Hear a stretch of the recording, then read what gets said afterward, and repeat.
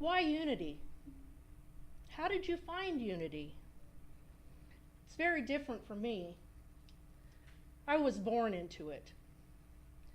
I was christened in the Merced Church and then attended Fresno Unity while I was growing up. When I was preparing this talk, I had a hard time. There were so many ideas floating through my mind. The one thing that I came back to was to speak from the heart. Unity is all about love. So that should be easy, right? I have been surrounded by love my whole life. One of the 5 principles is God is love, and God is everywhere.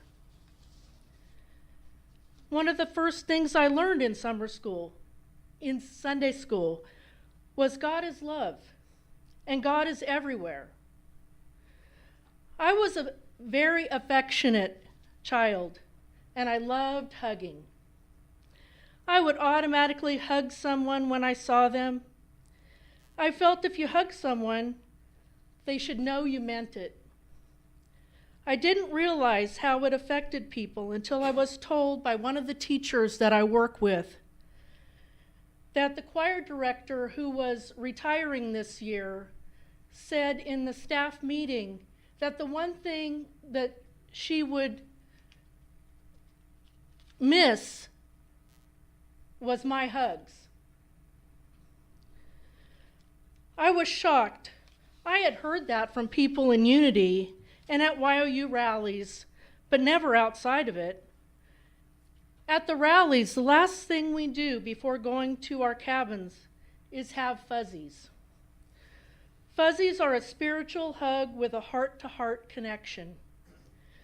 Some people start off very timid, but by the end of the weekend, they are looking for someone to give a fuzzy to. Sometimes it's hard to see love in every situation. When I was first on the board a long time ago, I had a very hard time seeing the love and the good in every situation. At that time, I left feeling hurt and wondered why all the things I learned seemed to fade away. I was looking to the outside and not looking at myself. I love teaching because by doing that, I am practicing the principles all the time. I've learned some hard lessons, but I know it would have been a lot harder if I didn't have the unity principles. The one thing I didn't realize until very recently is the fact that we are all on the same path, but we are at different places. Sarah and I teach together, and we don't always agree, but that's okay because we're just at a different place. And I just learned that it's okay that when you're doing a meditation or you're doing a visualization, that when I close my eyes, I don't see what some people appear to see. My husband was, in our old house, was putting a floor in the kitchen. And I said, well, he said, do you want it this way or do you want it this way? And I said, and so finally he realized that I couldn't picture it. So he laid it out on the floor for me. After 20 years of marriage, he finally got it. That I didn't see it. His mother, my kids, can all visualize. My mother-in-law taught ceramics for the Parks and Recreation Department. She could see her finished product, and she would know, and I'm thinking, oh, you're going to put that color on it, or you're going to do that. And when I saw it finished, I'm going, wow, that's amazing. So it's okay that everybody is in a different place because we're all on the same path. I am on the board now, And I love working with this group of people, all committed to serve. We're all on the same path, but in different places. But we are all here to serve Unity of Fresno. We serve together because we love unity. The differences between being on the board now and being on the board before is that when a disagreement arises, I look at myself instead of to the outside. Love is what keeps me going. The love of my family, friends, and the people who taught me how to love unconditionally. Unity of Fresno.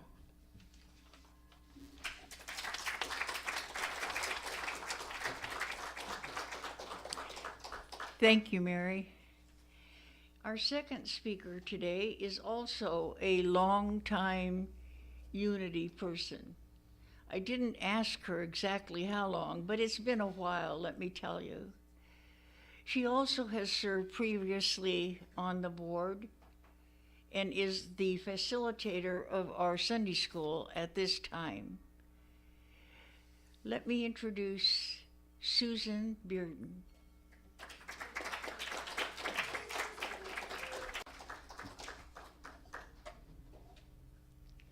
Good morning. Good morning. God is awesome, right?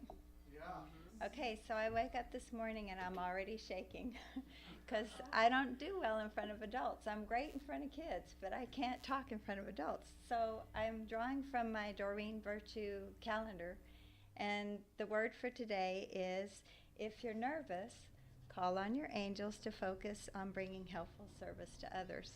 Isn't that perfect? Yeah. Okay. So when Celia asked, why are you part of Unity and why did you want to serve on the board, I got thinking about it and I realized it was a God thing. I was in a little bitty community in Texas. It was in the 1980s, and I was in a really bad marriage. And life will sometimes bring you to your knees, and that's what it had done. But what I realize now, looking back, is that that's when it brought me God and my answers. Because here I was in this little town of less than 400 people, and a person had been sent to teach in the little bitty school where I worked, and she brought her daily word.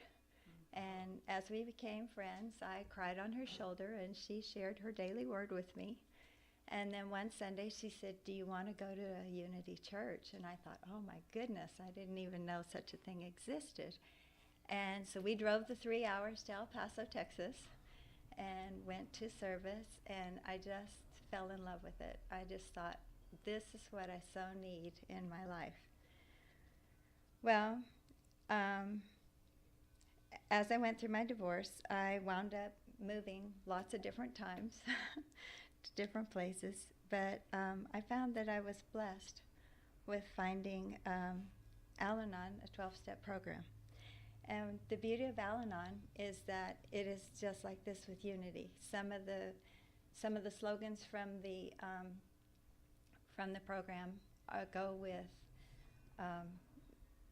Unity, like the daily word, for example, let go and let God. That's one of the slogans. It also is monthly in our daily word. And so I knew that as long as I looked for meetings in Unity churches, I could feel at home wherever I was. And a big part of 12-step program is being in service, because as we give away, we get what we need.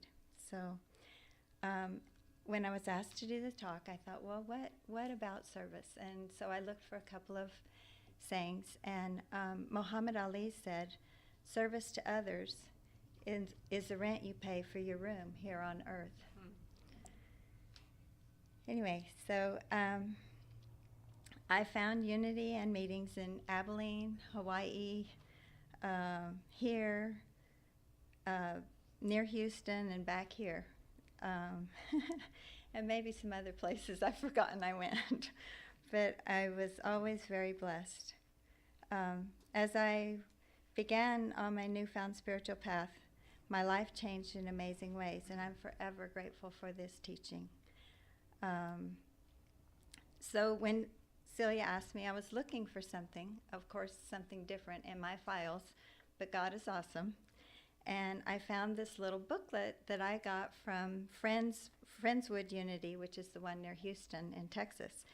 And I want to read a little bit from it because it spoke to me.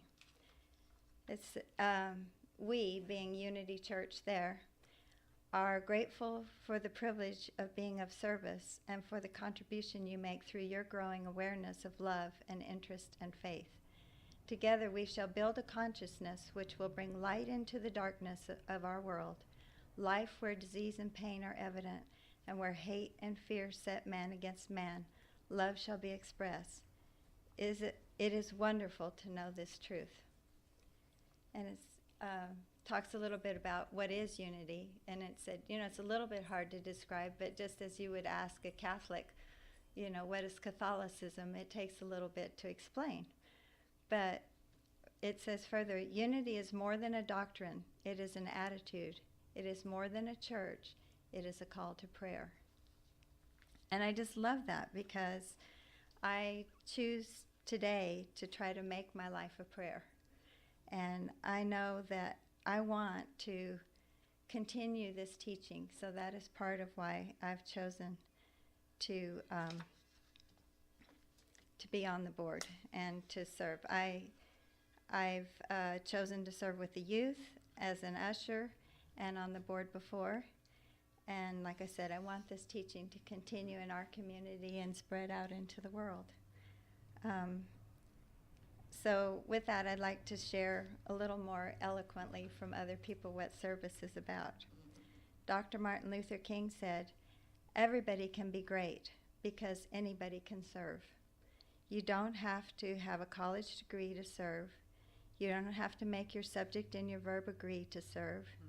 You don't have to know the second theory of thermodynamics and physics to serve. You only need a heart full of grace, a soul generated by love." And I've just recently been reading Marianne Williams's The Gift of Change.